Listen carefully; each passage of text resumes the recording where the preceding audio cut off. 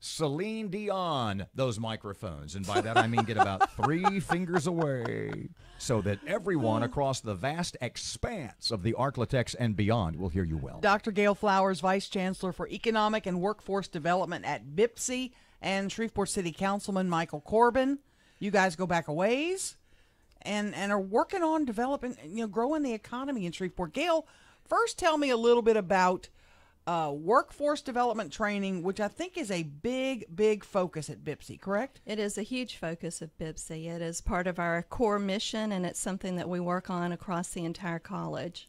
When we hear folks like Stephen Wagasback say, we don't have an educated workforce, our people are not ready for the jobs that are out there, you guys are working to fight that, and you also work with the Fast Start program, which I think people don't understand. That's directed at a certain business, like a Bentler Steel. When they come to you and say, here's the kind of workers I need, you set up a program for them? We work with Fast Start.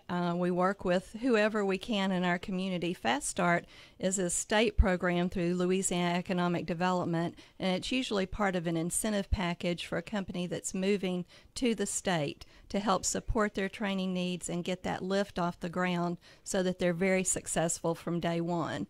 And then we pick up and provide ongoing training for their workforce and preparing young people and people in our community to move into the positions that they have available. But I understand education as an investment, but I'm sort of a how does this help me now kind of guy.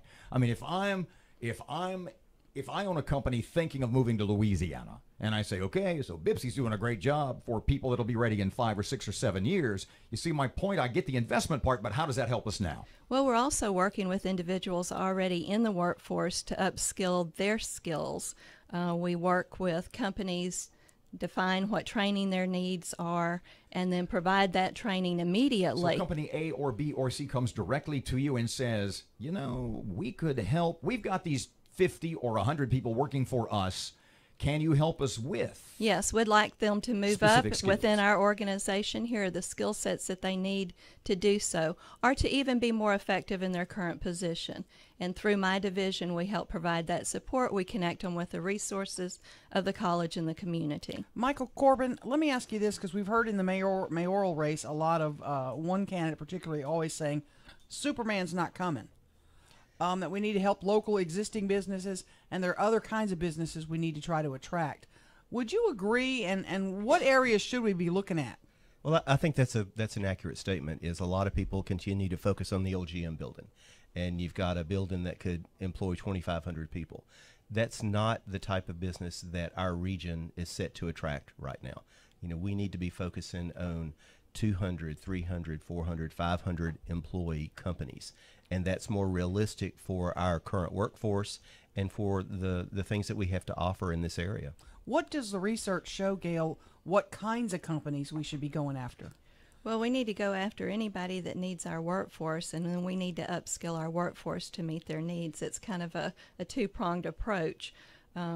Certainly healthcare in our community has been strong. Small manufacturing has really grown and flourished here. We have the transportation availability. We have an infrastructure of support, but also information technology and cyber. We've seen real growth when you talk about CSRA, that is now General Dynamics Information Technology. The building that they opened next to BIPSI originally had about 200 employees. Now they've got 950 with another 100 at their call center. So that's a huge growth in our community for opportunities, and they are working to employ people at an entry level, but then move them up through opportunities for educational attainment with Bossier Parish Community College and Louisiana Tech, right here in our backyard. Everybody says tech is the future, tech is the now, tech is the future, tech is what future jobs will be. And yet Shreveport Bossier is in so many ways a blue-collar service economy-oriented place. How do we sort of bridge that gap? Well, in technology, it's often the credentials that matter more than the degrees. And through our division and other opportunities on campus, we're offering industry credentials that matter and can be acquired in a short term. We're also working to embed education and work simultaneously, whether you want to call it apprenticeships, kind of that model, but that earn and work model that pull people forward with their education. How does BIPSI, specifically the work that you do, how could you and your work be used in marketing the Shreveport-Bossier area to these companies? Well, we already are. When North Louisiana Economic Partnership and others bring businesses to our area trying to select a site, they often tour our campus to see what we have available to train their workforce. We talk to them, we meet with them, we're a part of that conversation. So that is building our brand, creating our image, and building on that reputation that we've established in this region. Gayle, and this may be off topic for you, but I know you deal with the millennials. One of the candidates has been really touting broadband for our community, that will make a big impact. It'll bring in companies. It'll bring in jobs. I hear that from current employers as well, that is a need that we have in our community, and that's part of that infrastructure support that we constantly have to be working on. Let me ask you this. If somebody's listening and they have a son or daughter, or maybe themselves, they're underemployed or unemployed, what are the steps they should take in their life? I mean, can they come to BIPSI just as an individual and go, I need some retraining, I need some continuing ed, I need to do something to help find a job? Yes, we're very student focused, and we know that non-traditional students are becoming the traditional students of the future, and so we're very receptive to working with them. We have people that specialize, if they're coming out of the military, in walking them through how they can use that benefit package. We have others that focus on the individual where they are and identify the pathway that would be most helpful to them immediately. Our local leaders, city leaders on both sides of the river, maybe odd question, are they aware of this? Are they coming to you? Are they beating down your door? Are they talking to you once a week? The leaders are familiar. I believe there still remains a lot of opportunity for coordinated efforts so that we can be more effective and more impactful. You're constantly educating the people in the community. The other side of that coin is, it's one thing that you would market everything that BIPSI does educationally, potentially to industry coming to this area. But on the other hand, it seems to me at some point you got to kind of market yourself, and maybe you are, to educate local leaders, to market yourselves to people who are within a stone's throw.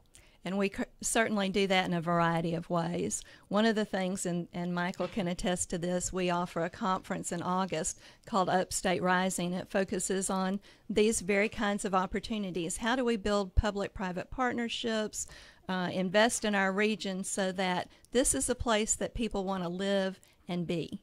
Michael, do you see the unemployment rate in Shreveport-Bossier continuing to climb? Have we had any improvements? The numbers are really all over the place because you never really know who they're counting and how those numbers work. I think our focus needs to be on how do we continue to develop this existing workforce. For years, we had a workforce that put a piece of raw material in a machine, something finished came out the other end, and that was it.